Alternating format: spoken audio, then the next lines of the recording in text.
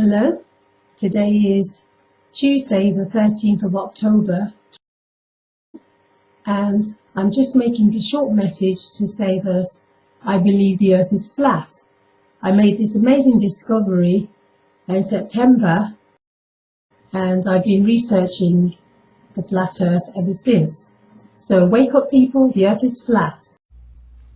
I'm confused now. Is the earth round or is it flat? I have been down some rabbit holes the last couple weeks that has blown my mind. And nowadays we don't know what's true and what's not. There's so much propaganda going on. There's so much fake news. Just they make up whatever they wanted to make up. So how do we know that this isn't part of their agenda? Is explaining this world to us in some kind of way that we buy into, like the planets and the moon and like the roundness of everything. I don't know. I've seen some pretty good arguments for the flat earthers. I'd love to know below some more information about this. Let me know what your thoughts are on if the earth is round or if it's flat. Let me know. This is how Japan attacked Pearl Harbor according to flat earthers? Look at this right here, dude. 1 second. This is how Japan attacked Pearl Harbor according to flat earthers. I want y'all to look closely at this flat earth map. Huh, that's a straight shot. That's kind of weird, isn't it? Hold on 1 second. While we're talking about this argument, well, it's actually not an argument. Anyways, how about this laser these people are shooting across this lake, dude? A lot of these lasers are like going like 10 or 20 miles across. Explain that. Because according to the Earth Curve calculator, 10 miles would be 66.69 feet of curve, meaning how can the laser, if it's going straight, it's supposed to be like almost 70 feet of curve. How on earth is a laser hitting the target on the other side exactly 5 foot off the ground? Tell me. Just like the famous Chicago skyline shot, 60 miles, 60. As you can see at 50 miles, 1667, that's 1,600, that's almost 2,000 feet of curve. The tallest building's like 1,500, man, so we're seeing the little short buildings, so none of them should be visible. And don't start talking about light reflection and bending and curve and because we don't want to hear it. Every single year on July 8th, 99% of the population is in daylight, which cannot happen on a globe. I made a video about it the other day, and I was actually wrong, so I'm here to correct myself. It's not only July 8th that this happens, it's actually 60 days, which destroys your globe. I demonstrated how it could work perfectly on a Gleason map with a small little flashlight. And I asked Globers to demonstrate for me how it could work on a globe, actual globe, with the actual light, and nobody could do it for me. You want to know why you guys can't do it for me? Because we don't live on a globe. The earth is flat, the globe is cooked, rip globe. I'd like to ask everyone to join me, and let's take a moment of silence for the cooked globe. Rest in pieces.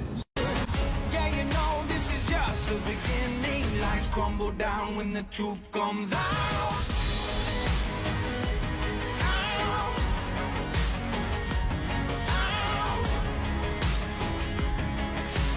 Lights crumble down when the truth comes out. Don't you pull the trigger. Let's take you to church. In the book of Genesis, chapter 1, verse 6, it says, And God said, Let there be a firmament in the midst of the waters, and let it divide the waters from the waters. And God made the firmament, and divided the waters which were under the firmament from the waters which were above the firmament. And it was so. And God called the firmament heaven. And the evening and the morning were the second day. And God said, Let the waters under the heaven be gathered together unto one place, and let the dry land appear. And it was so. And God called the dry land earth. And God said, Let there be lights in the firmament of the heaven to divide day from the night, and let them be for signs and for seasons and for days and for years. And let them be for the lights in the firmament of the heaven to give light upon the earth. And it was so. And God made 2 great lights, the greater light to rule the day, and the lesser light to rule the night. He made the stars also. And God set them in the firmament of the heaven to give light upon the earth. This is Chronicles chapter 16, verse 30. Fear before him, all the earth, the world also shall be stable, that it not be moved. Now let's look at Isaiah chapter 40, verse 22. It is he that sitteth upon the circle of the earth, and the inhabitants thereof are as grasshoppers, that stretcheth out the heavens as a curtain, and spread them out as a tent to dwell in. What ball is pulled out like a curtain and spread over like a tent? Be real. And it says circle, not sphere. This is how the firmament is described in the Bible. Now let's go to Job chapter 37, verse 18. Hast thou with him spread out the sky, which is strong and as a molten looking glass? Now let's look at Revelation chapter 7 verse 1. And after these things I saw 4 angels standing on the 4 corners of the earth, holding the 4 winds of the earth, that the wind should not blow on the earth, nor on the sea, nor on any tree. Then we'll go to Psalms 104 verse 5. Who laid the foundations of the earth, that it should not be removed forever? Now let's look at Psalms 93 verse 1. The Lord reigneth, he is clothed with majesty, the Lord is clothed with strength, wherewith he hath girded himself. The world is also established, that it cannot be moved. Please do enlighten me where in this book it tells you that we're on a spinning ball going through space. Because all I'm reading is that the earth is set on its foundations and cannot be moved. The Bible does not support your ball theory. Now let's look at Corinthians 2, chapter 11, verse 3. But I fear lest by any means, as the serpent beguiled Eve through his subtlety, so your minds should be corrupted from the simplicity that is in Christ. NASA's logo has a serpent's tongue running through it.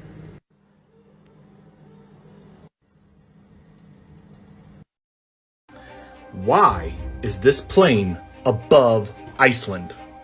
Why is this plane above Iceland from New York to Tashkent?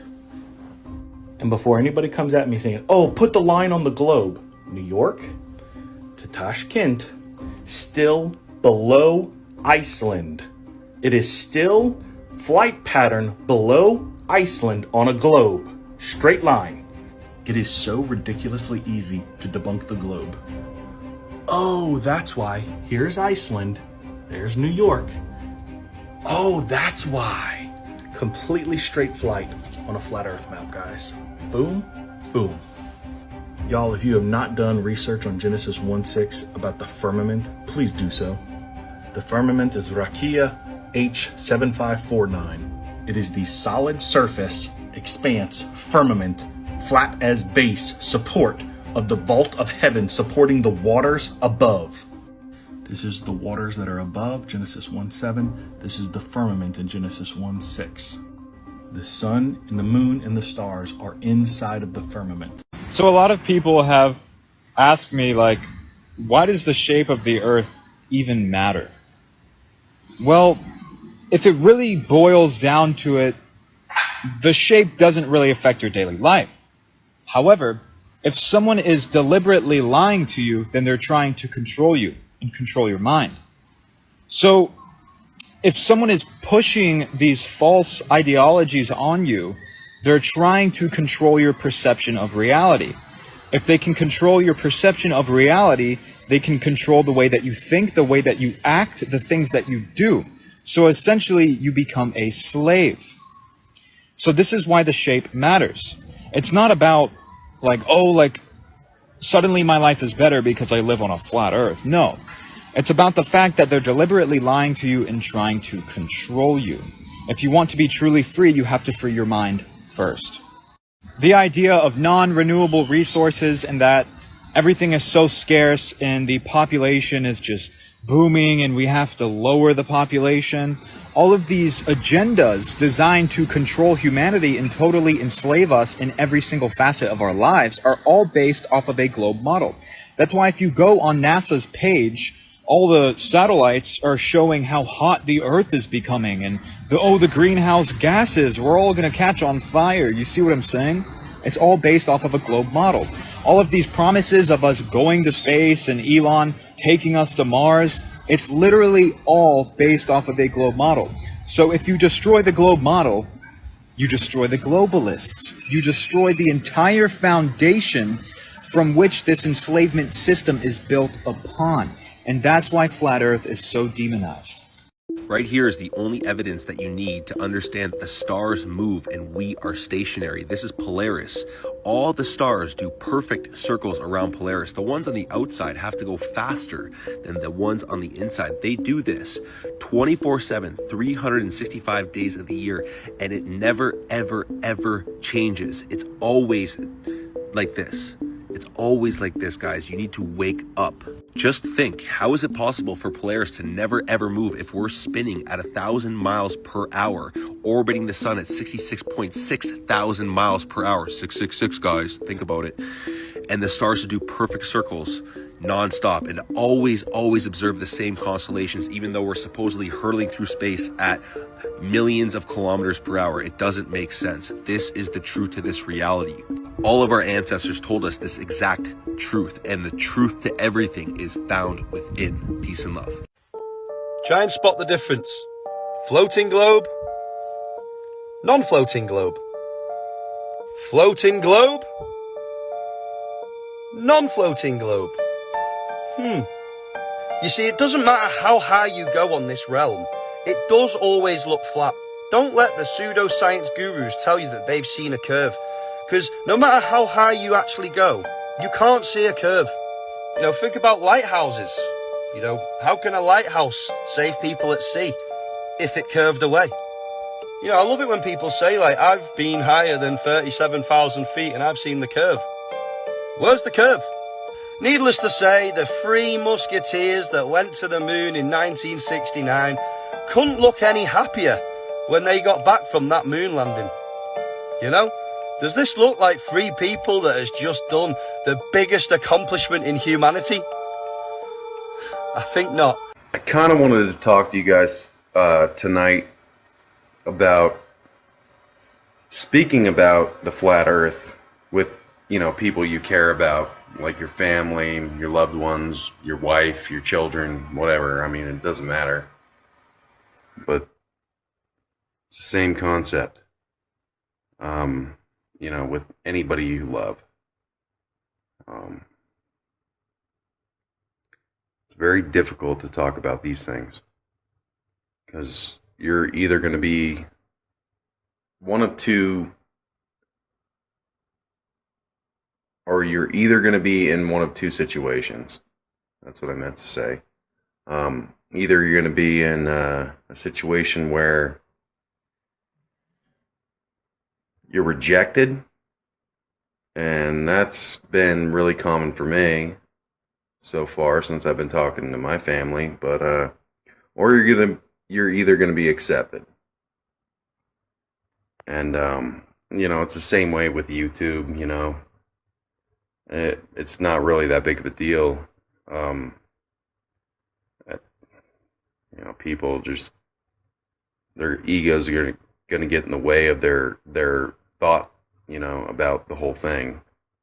And some people already have. We're going to talk about family and the flat earth right now. I started talking to my brother about this type of stuff, and he was the most open-minded guy in my entire family. I thought for sure that this guy, he'd be like, for sure, he'd at least be willing to listen to what I had to say, you know, or at least like try to research it himself or something like that, you know.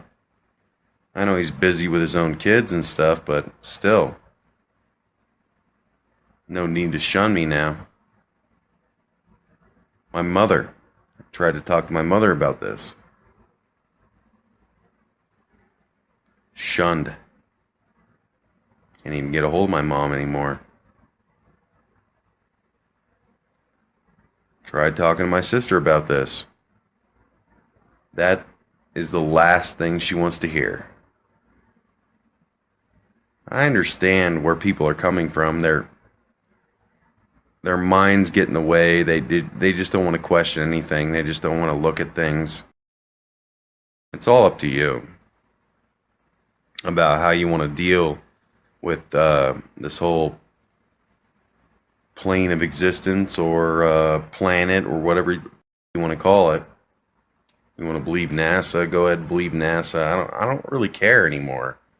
The thing is that I care about is just speaking my mind and being able to do that on YouTube, and I'm totally happy with that. And I know that probably a lot of you guys are dealing with that same kind of concept.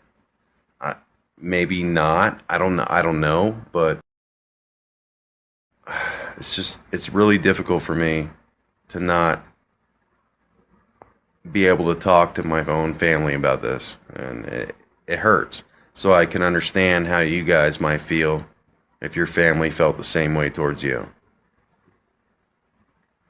It's understandable. Like, maybe you guys had wives or something, you wanted to talk about this, and they're like, "You're nuts," and you know, or girlfriends, or maybe you have husbands or something. You know, they're just like, "Oh, you're an insane bastard."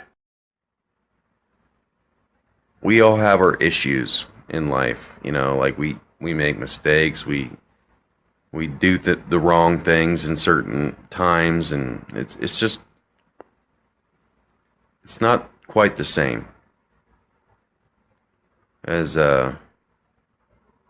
trying to explain to your own mother about the flat earth, or your father, you know, who's been in the Navy for 20 years. I mean, like, try to explain it to him. He's like, "Oh, I don't believe that shit." Yeah, well, all right, Dad.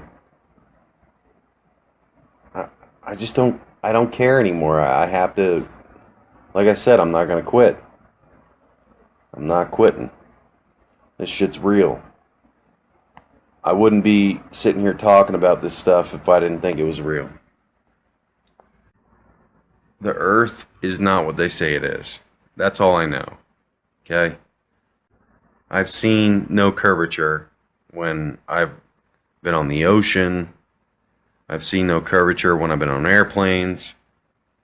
It's just a big flat plane. That's what it looks like. Yeah, you know, I can't even call my own mom anymore because of it. So there you go. And it keeps going on, doesn't it? If you guys are dealing with family issues, you know, girlfriends, wives, husbands, you know, boyfriends, whatever, mothers, fathers, grandparents, whatever, just, I'm really not oppressed. They just think the way they're going to think, and they don't want any changes, so that's it. So, y'all have a good night. The Flat Earth map dates back over 1,000 years. This map is credited to being created by a Persian astronomer. His name was Al-Biruni, and he lived between 973 AD to 1048 AD. It's the official map of the United Nations and also the United States Geological Survey. It used to be present in many places before the creation of NASA and the Antarctic Treaty in 1959. Here you see it with Admiral Byrd. This map has been restored by Dmitry from Russia with suggestions of mine, Eddie Alenkar. Known by my YouTube channel Flat Earth Banjo, I asked Dmitry to include the Bermuda Triangle and Point Nemo, a place deep in the Pacific where NASA buries rockets. Then Robert Tozzi, a professional mapmaker, came along and enhanced the map even more.